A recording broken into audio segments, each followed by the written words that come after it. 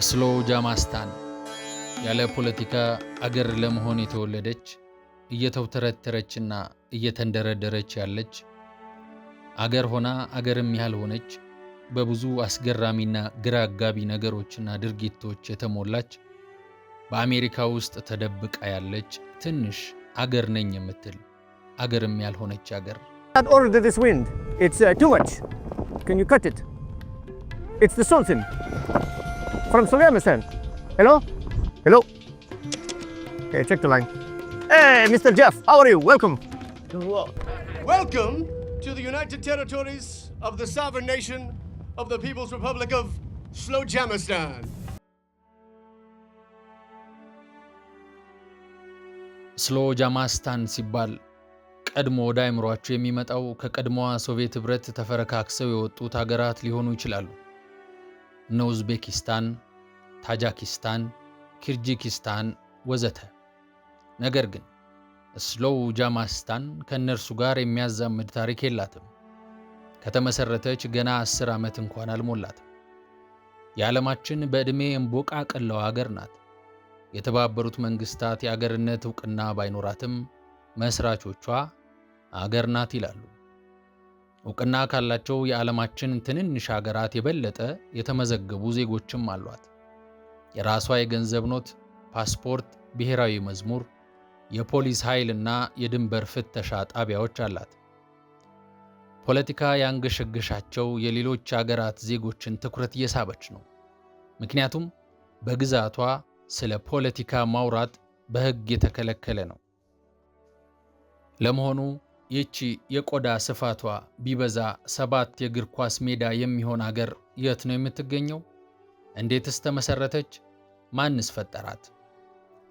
ይህቺ ራሷን በአገርነት ያወጀች አገር የምትገኘው በካሊፎርኒያ ኮቼላ ሸለቆ በሚገኘው የቴምር እርሻዎችና በሜክሲኮ ድንበር መካከል በሚገኝ የበረሃ ስፍራ ነው።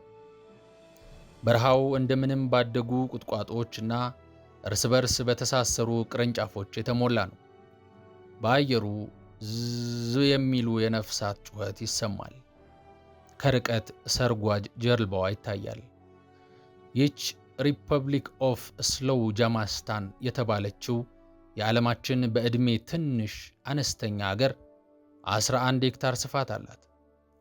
የቆዳ ስፋቷ አነስተኛ ቢሆንም ወደ ውስጥ ሲዘልቁ ከዓለም እጅጉን ይርቃሉ። በዚች አገር የፕላስቲክ ነጠላ ጫማ መጫማት በሕገ መንግሥት የተከለከለ ነው። እነዚህ በተለምዶ ኤርገንዶ የምንላቸው ነጠላ ጫማዎች የአካባቢውን ፋሽን ያበላሻሉ፣ ስነ ሥርዓትን ያጓድላሉ ተብሎ ይታመናል። ይህ ብቻም አይደለም። ይህቺ ራስ ገዝ አገር በአንድ ጊዜ ለብዙ ሰው የኢሜል መልእክት መመለስ ወይም ሪፕላይ ኦል ማድረግንም በሕግ ትከለክላለች። ይህን ማድረግ አላስፈላጊ ጫጫታ ይፈጥራል ይላሉ። ለብዙ ሰው በአንድ ጊዜ የቡድን መልእክት መላክ የሚቻለው ልክ እንደ ጦርነት ያሉ ወሳኝ የሆኑ መልእክቶችን ብቻ ነው። ሕጉን ጥሶ የተገኘም ቅጣት ይጠብቀዋል። እርጋታና ተዝናኖት መገለጫዋ ነው። ጥድፊያ የሚፈቀደው ታኮ የተባለውን ምግብ ሳይቀዘቅዝ ለመመገብ ነው። የዚህ ሁሉ ፈጣሪ ራንዲ ዊሊያምስ ይባላል። ዊሊያምስ የስሎ ጃማስታን ሱልጣን ወይም ንጉሥ በመባልም ይታወቃል። ንጉሡ በአገሪቷ የሚገኘውን እና ራኮን የተባለውን ቀበሮ መሳይ እንስሳ፣ የበረሃ እንሽላሊቶችና በረሃውን የአምባገነን ቤት እያሉ የሚጠሩትን ወደ 25,000 የሚጠጉ ዜጎችን ብቻ አይደለም የሚያስተዳድረው።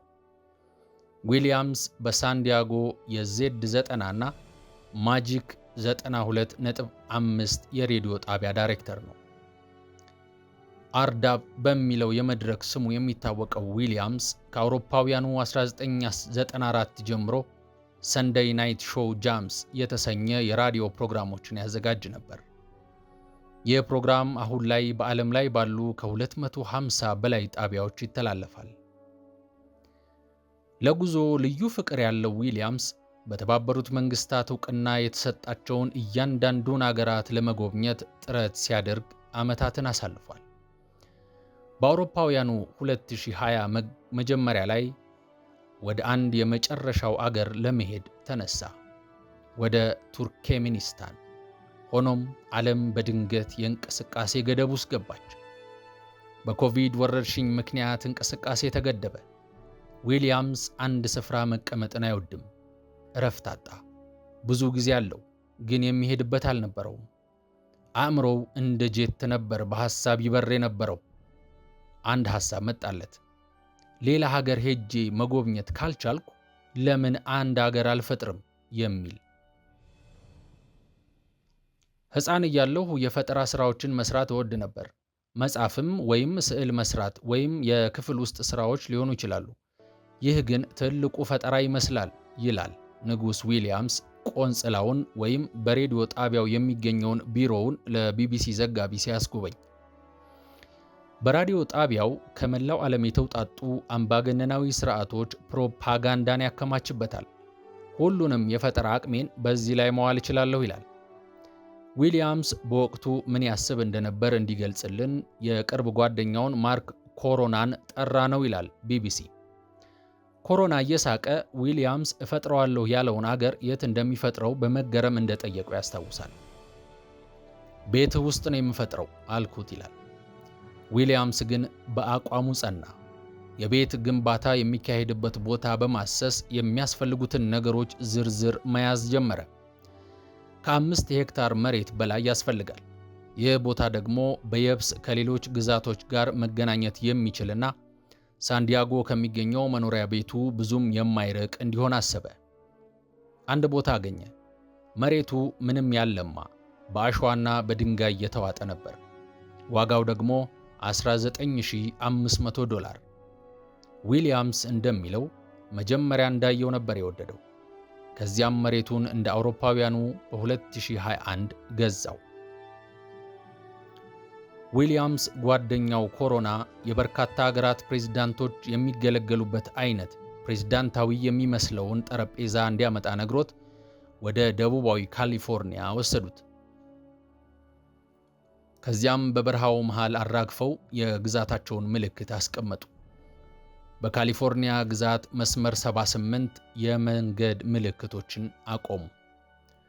ሪፐብሊክ ኦፍ ስሎጃማስታን የሚል ስያሜውን የሰጠው ከሙዚቃ ሙያው ጋር አያይዞ ነው።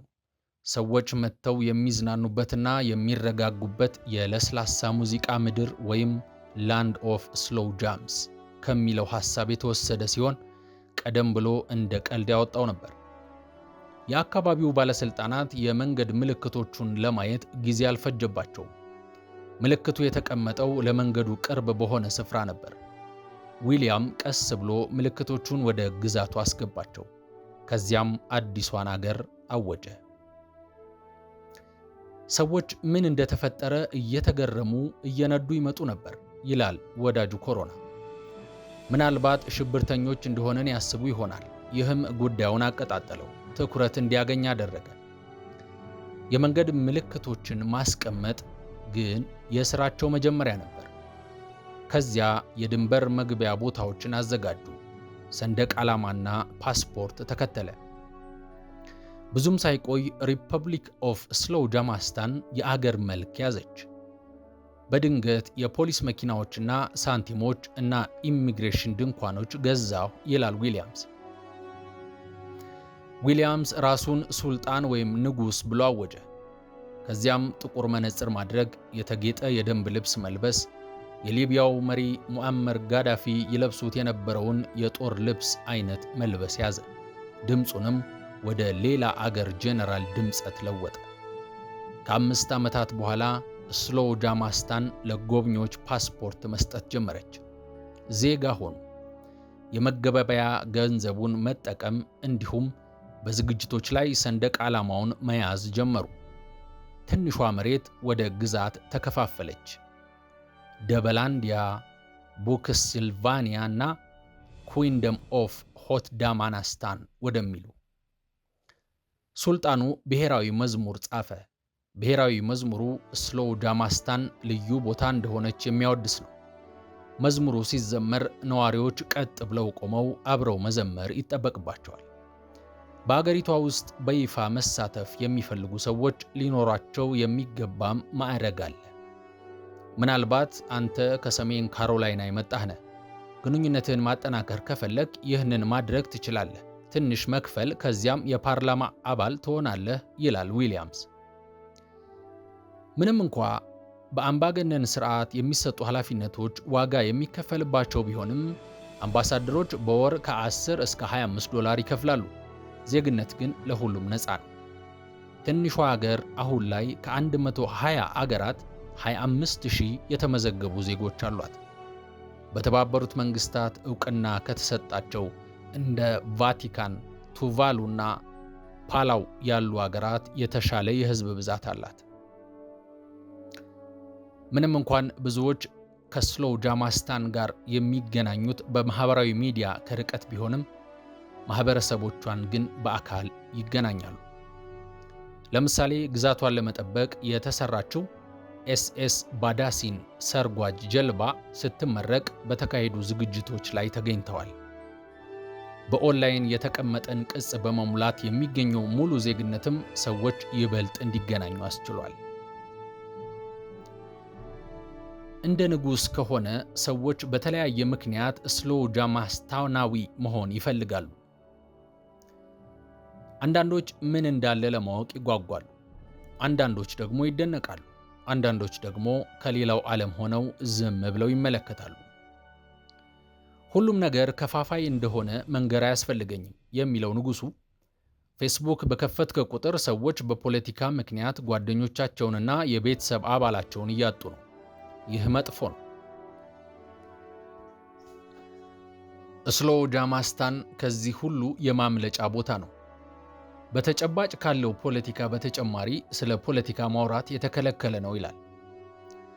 አሁን ላይ ስለ አገራቸው ፖለቲካዊ ሁኔታ የሚጨነቁ ሰዎች ቁጥር እየጨመረ ነው።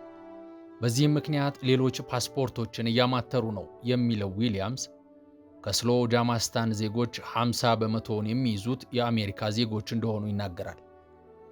ንጉሡ እንደሚለው የአገሪቱ እድገት ፖለቲካዊ ሳይሆን ዓለም አቀፋዊ ነው።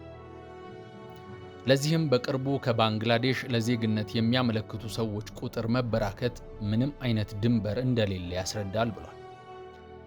ስቴፋኒ ሂደን መጀመሪያ ላይ ስለ ስሎው ጃማስታን የሰማችው ጂኦፓርዲ በተባለ ፕሮግራም ላይ አንድ ተወዳዳሪ አገሪቷን ከጠቀሰ በኋላ ነበር። በኋላ ላይ ዊሊያምስን በጉዞ ፕሮግራም ላይ አየችው። አሁን ላይ የአገሪቷ ዜጋ የሆነችው ሂደን ወደ ሕይወቴ ለመጣው ደስታ ሱልጣኑን ማመስገን እፈልጋለሁ ብላለች። እርሷ ደስታ የምታገኘው ትንሿ አገር በተደጋጋሚ በማህበራዊ ሚዲያ ላይ ስለተለዩት ሕጎቿና በኩራት የስሎው ጃማስታን ፓስፖርት የሚያሳዩ አዳዲስ ዜጎችን በተመለከተ በምታጋራው ልጥፍ በመሳተፍ ነው። ሁሉም ነገር ያስደስተኛል እና በሺዎች የሚቆጠሩ ሌሎች ስሎው ጃማስታን ዜጎች በዚህ ይስማማሉ። ይህ ለሁላችንም አስቸጋሪ ጊዜ ነው። በአሜሪካ እዚህ የሆነ ደስታ አለ ትላለች። በዓለም በመቶዎች የሚቆጠሩ ትንንሽ ሀገሮች እንደሚኖሩ ይገመታል። የተወሰኑት የሚገኙት በዓለም አቀፍ የውሃ ክፍሎች ላይ ነው። ሌሎች ደግሞ በጣም በራቁ የአገር ዳርቻዎች። በሚቀጥለው ዓመት ስሎው ጃማስታን ማይክሮኮን 2027ን ታዘጋጃለች። ይህ የትንንሽ ሀገራት ስብስብ ነው። ከቦምበር ሪፐብሊክ እስከ ድራጎን ኢስሌ ከ43 በላይ ራስ ገዝ ግዛቶች የተውጣጡ ተወካዮች ከጂኦፖለቲካዊ ሉዓላዊነት ወታደር እስከ መፍጠር ይወያያሉ።